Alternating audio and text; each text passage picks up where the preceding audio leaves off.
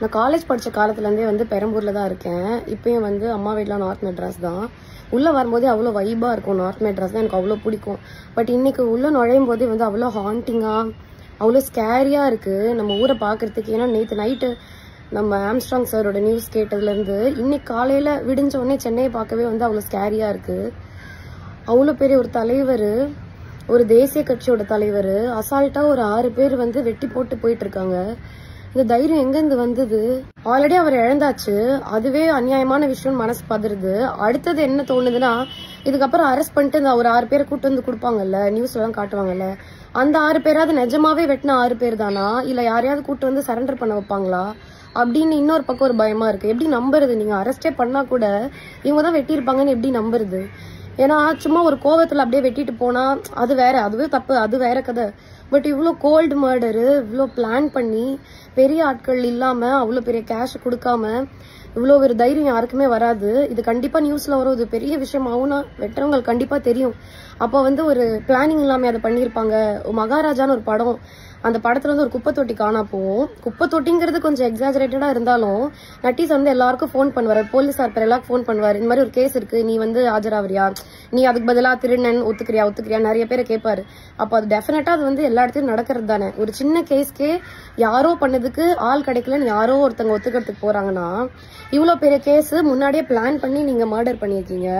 அப்ப அதுல வந்து நீங்க கவலைப்படாதீங்க, இதுக்கு பதிலா இந்த 6 பசங்க வந்துருவாங்க அப்படின்னு சொல்லிட்டு முன்னாடியே பிளான் பண்ணாம பண்ணிருப்பாங்களா அப்படின்னு மனசு வந்து பதறுது. நிஜமாவே நீங்க கூட்டு வந்தா கூட எங்களால இனிமே நம்ப முடியாது யாருன்னு. அவர் ஒரு ஆணு, ஒருத்தரை தள்ளுறதுக்காவது ஒரு ஸ்ட்ரென்த் இருக்கக்கூடிய ஒருத்தங்க கேர்ள்ஸ் கம்பேர் பண்ணா பசங்க கொஞ்சம், அது ஒரு கட்சியில இருக்காரு, கொஞ்சம் ஆளுங்க அந்த இடத்துல இருந்திருப்பாங்க. அவங்களுக்கே இந்த நிலைமைனா, ஒரு சாதாரண வீட்டுல இருக்கவங்க, ஒரு சிங்கிள் பேரண்டா இருக்கவங்க, குழந்தைங்களை வச்சுட்டு இருக்கவங்க, வெறும் வயசானவங்க மட்டும் இருக்க வீடு, இப்போ அவங்க எல்லாம் எப்படி வந்து வாழுவாங்க? இவங்களுக்கு இந்த நிலைமைனா நாங்களாம் எப்படி நிம்மதியா வீட்டுல வந்து வாழ்றது? நார்மல் பீப்புள்லாம் இப்போ ஒரு ஸ்விக்கி இருக்கு அப்படின்னா அவங்க அந்த யூனிஃபார்ம் ஏன் போடுறாங்கன்னா நம்மளோட நம்பிக்கைக்காக தான். ஓகே இவங்க வெளியாள் கிடையாது, இவங்க இதுலதான் ஒர்க் பண்றாங்கன்றது தான் ஸ்விக்கியோ ஜொமேட்டோவோ ஏதோ ஒரு டெலிவரி ஆப் வந்து ஒரு யூனிஃபார்ம் போட்டு வராங்க. அந்த யூனிஃபார்ம் போட்டு 6 பேர் சேர்ந்து ஒருத்தர் இந்த பக்கம் 3 பேர் அந்த பக்கம் பிடிச்சிட்டு ஒருத்தர் வெட்டுறான்னா, அப்ப எப்படி நம்பி நம்ம வந்து டெலிவரி வாங்குறது? எந்த ஒரு பொருளுமே வீட்டுல சின்னதா யாராவது பைக்ல போகும்போது இப்படி உரசிக்கிட்டே ரோட்ல விழுந்துட்டாங்கனாலே அப்படியே ஒரு மாதிரி அடிவயிறுல ஒரு மாதிரி கலங்குற மாதிரி இருக்கும். ஐயோ இப்படி தேய்ச்சிட்டாங்களே ஐயோ அப்படின்னு ஓடி போகணும்னு தோணும். ஒரு 6 பேர் சேர்ந்து 2 கையும் டைட்டா புடிச்சிட்டு வெட்டுறாங்கன்னா அந்த மொமெண்ட் அவர் எவ்வளவு பயந்துருப்பாரு, கூட இருக்கவங்க அது எவ்வளவு ஸ்கேரியா ஃபீல் பண்ணிருப்பாங்க, அவர் எவ்வளவு துடிச்சு செத்து போயிருப்பாரு. அவ்வளவு பயமா இருக்கு. சும்மா ஒரு எலெக்ஷன் டைம்ல நான் விகடனவா ஷோ முடிச்சுட்டு நைட்டு வரத்துக்கு ஒரு 12:30 ஆயிடுச்சு. ஷோ நைட்டு லேட்டா தான் முடிஞ்சது. ஆட்டோல வந்துட்டு இருக்கேன், இந்த பக்கம் தேடுறாங்க, அப்படி தேடுறாங்க, பேக் நோண்டுறாங்க, காசு இருக்கான்னு பாக்குறதுக்கு. சாரிப்பா இது வந்து செக்அப் எலெக்ஷன்னால அப்படின்றாங்க. அதுக்கு அவ்வளோ செக்அப் பண்றீங்க, நல்ல விஷயம் தான். ஆனா அதுக்கு அவ்வளோ செக்அப் பண்றீங்க. லைசன்ஸ் இருக்கான்னு கேட்டு அவ்வளோ செக்அப் பண்றீங்க. ஹெல்மெட் போடலன்னா நிக்க வச்சு அவ்வளோ செக்அப் பண்றீங்க. அங்க ஒரு 3 போலீஸ் நிக்கிறீங்க, அவர்கிட்ட போய் பேசுங்க இன்னொருத்தட்ட அனுப்பி விடுறீங்க. கொலை பண்ணவங்க மாதிரி லைன்ல நிக்க வைக்கிறீங்க அந்த இடத்துல. இது எல்லாமே ஸ்ட்ரிக்டா ஃபாலோ பண்ணணும் தான். ஆனா அதுல அவ்வளோ ஸ்ட்ரிக்டா இருக்கு. நீங்க இவ்வளோ அருவா எடுத்துட்டு வந்துட்டு 6 பேர் 2 பைக்ல வராங்கன்னா எப்படி கவனிக்காம இருந்தீங்க? அதை எப்படி நீங்க பாக்காம இருக்கீங்க?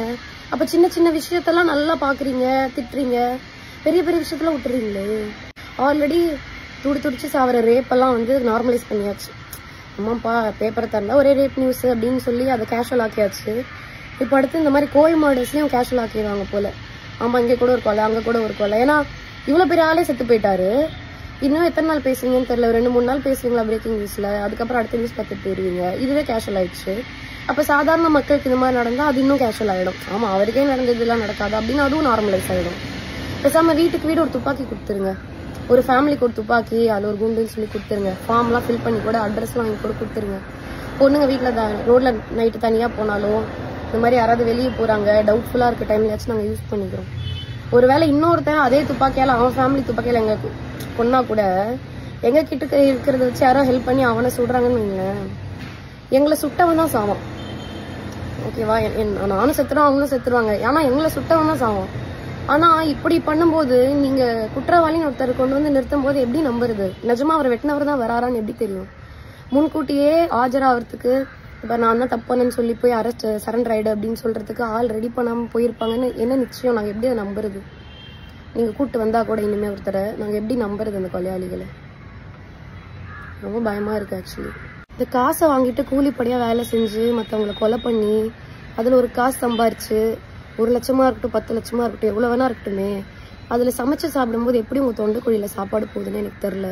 நீங்களாம் நைட் எப்படி நிம்மதியாக தூங்குவீங்கன்னு எனக்கு தெரில.